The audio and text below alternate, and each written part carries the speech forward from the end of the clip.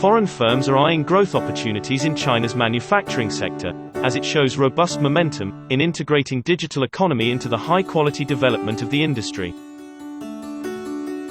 Foreign companies expressed their expectations for tapping into China's market while attending the Fourth World Manufacturing Convention in Hefei, East China's Anhui province.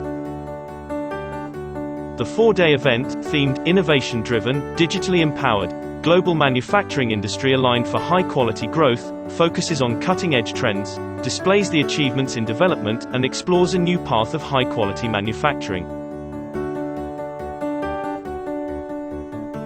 我们是刚参加完第4届那个上海进博会，紧赶着就是来到我们那个2021世界制造业大会。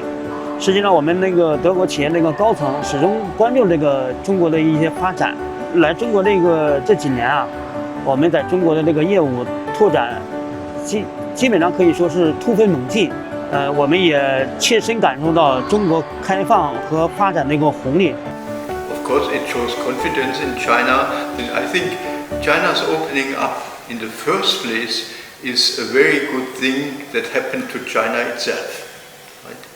And of course, in the long run, it will also change how the world will be run.